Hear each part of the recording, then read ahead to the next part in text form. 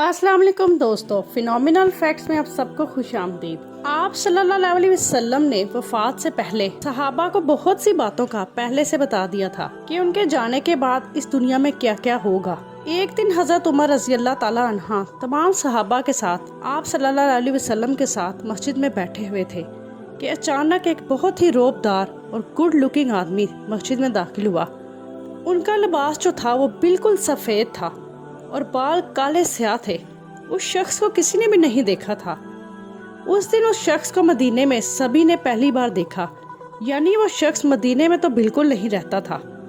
उनके लिबास और हुलिये को देखकर ऐसा नहीं लग रहा था कि वो कहीं दूर से सफ़र करके आए हैं। मस्जिद में मौजूद तमाम सहाबा इस शख्स को गौर से देखने लगे। वो आदमी सीधा मस्जिद में दाखिल हुआ और आकर बिल्कुल नबी करीम सल्लल्लाहु अलैहि वसल्लम के सामने बैठ गया और कहा, ए मोहम्मद, ए अल्लाह के नबी, मुझे इस्लाम के बारे में बताएं। इस आदमी के जाने के बाद आप सल्लल्लाहु अलैहि वसल्लम ने सहाबा से पूछा, क्या तुमने इस शख्स को पहचाना? ये जिब्राइल हैं और तुम्हें तुम्हारा दीन सिखाने आए हैं। आप सल्लल्लाहु अलैहि वसल्लम ने जिब्राइल को इस्लाम के बारे में बताया कि अल्लाह के सिवा किसी को खुदा ना मानो और मोहम्मद सल्लल्लाहु अलैहि वसल्लम को अल्लाह का रसूल मानो। नमाज, रोज़ा, हज और ज़कात के बारे में बताया, जिस पर जिब्राइल अलैहिस्सलाम ने कहा कि ए नबी सल्लल्लाहु अलैहि वसल्लम, आपने बिल्कुल सही फरमाया है। फिर जिब्राइल अलैहिस्सलाम ने आप सल्लल्लाहु अलैहि वसल्लम से ईमान के बारे में पूछा।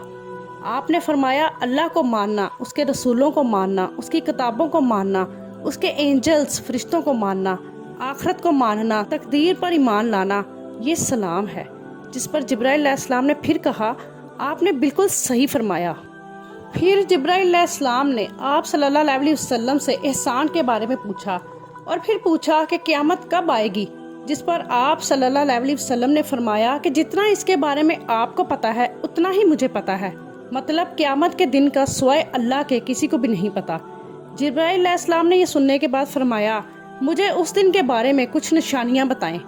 आप सल्लल्लाहु अलैहि वसल्लम ने जो क़यामत की निशानियाँ बताईं, जिनका ताल्लुक सिर्फ हमसे है, उन सहाबा से नहीं, क्योंकि जो निशानियां आप सल्लल्लाहु अलैहि वसल्लम ने बताई वो सहाबा ने अपनी ज़िंदगी में पूरे होते नहीं देखी, बल्कि वो निशानियां एक एक करके आज हम देख रहे हैं। दैट्स मीन कि हज़रत जिब्राइल अलैहिस्सलाम सिर्फ सहाबा को नहीं बल्कि हम मुसलमानों को भी क़यामत की बहुत इम्पोर्टेंट निशानियां बताना चाहते थे। आप सल्लल्लाहु अलैहि वसल्लम ने जिब्राइल को जवाब दिया कि जब एक लोंडी अपने मालकन को जन्म देगी, जिसको अगर आप डीप में जाकर समझें तो औलाद अपने वालिदैन को अपना गुलाम समझेगी, जो कि आजकल के दौर में हो रहा है। और जब ये नंगे पैर गरीब चुराहे एक दूसरे से ऊंचे घर बनाने में मुकाबला करेंगे। जिब्राइल अलैहिस्सलाम ने फिर कहा कि आपने बिल्कुल सच फरमाया है, और हजरत जिब्राइल अलैहिस्सलाम उठकर वहाँ से चले गए। आप सल्लल्लाहु अलैहि वसल्लम ने फौरन सहाबा को भेजा और कहा, कोई जाए और इस आदमी को ढूंढे। लेकिन उस दिन के बाद ये आदमी किसी को भी नहीं मिला। आप सल्लल्लाहु अलैहि वसल्लम ने जो नंगे पैर गरीब चराहों का जिक्र किया कि ये ऊंचे ऊंचे मकान बनाएंगे, ये सबसे अजीब बात थी, क्योंकि बदू सबसे गरीब लोग थे जो अरब के बाकी कबीलों से हमेशा दूर रहते थे। इनका कोई एक ठिकाना नहीं था, बल्कि अपने जानवरों के साथ हमेशा ट्रैवल करते थे। मतलब ये लोग खाना बदोश टाइप की लाइफ गुजारते थे।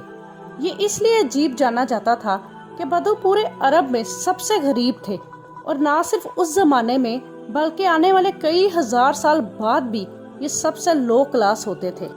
इसीलिए सहाबा हैरान हुए कि ये सबसे लो क्लास के लोग कैसे बड़ी बड़ी बिल्डिंग्स बनाने का मुकाबला करेंगे।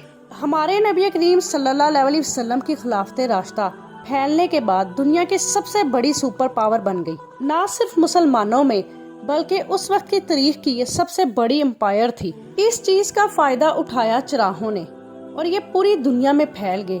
लेकिन फिर भी इनकी सबसे बड़ी पॉपुलेशन अरब के इलाके में थी। देखते देखते वक्त गुजरता गया, लेकिन इनका कल्चर बिल्कुल भी नहीं बदला। आखिर कई हजार सालों बाद दुनिया का रहन सहन बदलना शुरू हो गया और उस्मानिया खिलाफत मुसलमान अब्दुल हमीद ने मुसलमानों को भी मॉडर्न दुनिया में लाने के लिए काफ़ी प्लान्स किए और इस मकसद के लिए बहुत सारे प्रोजेक्ट शुरू किए, जिसमें इस्तांबुल से मदीने तक एक ट्रेन बनाई गई। लेकिन इस ट्रेन के रास्ते में हमेशा से एक बहुत बड़ी रुकावट रही, वो थे चुराहे। जी हाँ, बदू, क्योंकि इनकी वजह से 20,000 हाजी शहीद भी हुए। अब उस्मानिया सल्तनत इनके कल्चर को भी चेंज करने लगी। انہیں خانہ بدوش والی زندگی سے نکال کر پرماننٹ علاقے میں شفٹ کرنے کی کوشش کرنے لگی، لیکن یہ قبیلے عثمانیہ سلطنت کے اس عمل سے بالکل خوش نہیں تھے۔ آخر سعودی عرب کے بادشاہ ابن سعود نے تمام چراہوں کو اکٹھا کیا اور ایک فوج بنائی اور پھر برٹش حکومت کی مدد سے اس پورے علاقے کو فتح کر لیا، جسے آج ہم سعودی عربیہ کہتے ہیں۔ اور کچھ سالوں کے بعد ان علاقوں سے تیل ڈسکور ہونے کے بعد یہی چراہے جن کی کوئی اوقات نہیں تھی، یہ لوگ اب دنیا کے سب سے رچ لوگوں میں سے ایک ہو گئے۔ ان میں بہت سارے ملینز اور بلینز بھی سامنے آئے، لیکن ہوا کیا، تیل ڈسکور ہونے کے بعد ان ساروں کو پتا چلا کہ یہ آئل ہمیشہ کے لیے نہیں رہے گا، بلکہ ایک دن بہت جلد ختم ہو جائے گا، جس کی وجہ سے ان کی عیش و عشرت بھی ختم ہو جائے گی۔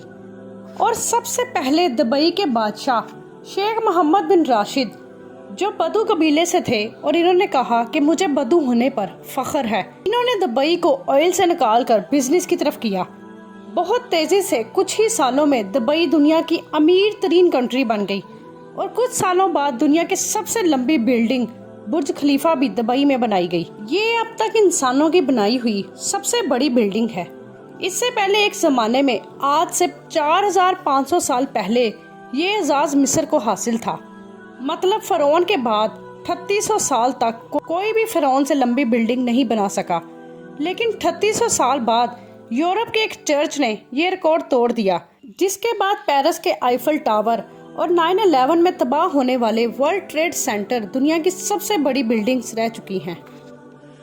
دبئی کی اس عظیم کامیابی کو دیکھ کر سعودی نے بھی اسے کاپی کرنا شروع کر دیا، اور مکہ میں کعبہ کے بالکل سامنے دنیا کی چوتھی سب سے بڑی بلڈنگ بنائی، اور کچھ ہی سال بعد دنیا کی سب سے بڑی بلڈنگ بنا ڈالی، جدہ ٹاور، جو دبئی کے برج خلیفہ سے بھی بڑی ہو گئی۔ اور آج کل ہر کچھ عرصے بعد بہت تیزی سے عرب میں ایسی لمبی لمبی بلڈنگز کے پروجیکٹ کا اعلان ہو رہا ہے، اور یہاں تک کہ عرب کنٹری ایک دوسرے کو یہ تک نہیں بتا رہے۔ اس طرح لمبی لمبی بلڈنگز بنانے کا سخت مقابلہ ان سارے عرب میں سٹارٹ ہو چکا ہے، جس میں حیرت کی بات یہ ہے کہ ان سارے پروجیکٹ کے پیچھے ایسے لوگ ہیں جن کا تعلق بدو چراہوں سے تھا، اور آج یہ جو کچھ بھی ہو رہا ہے، ان سب کا رسول پاک صلی اللہ علیہ وسلم نے آج سے 1400 سال پہلے ہی جبرائیل علیہ السلام اور صحابہ کو بتا دیا تھا۔ ایک دن یہ چراہے، یہ بدو جو آج ننگے پیر اور بہت ہی غریب ہیں، وہ ایک دوسرے سے لمبی لمبی بلڈنگز بنائیں گے، اور یہ قیامت کی اتنی امپورٹنٹ نشانی ہے کہ جبرائیل علیہ السلام خود مسلمانوں کو یہ بتانے آئے تھے، اور آج ہم خود اپنی آنکھوں سے ان نشانیوں کو پورا ہوتے دیکھ رہے ہیں۔ ویڈیو پسند آئی ہو تو چینل کو لائک اور سبسکرائب کریں۔ ملتے ہیں نیکسٹ ویڈیو میں، تب تک کے لیے فی امان اللہ۔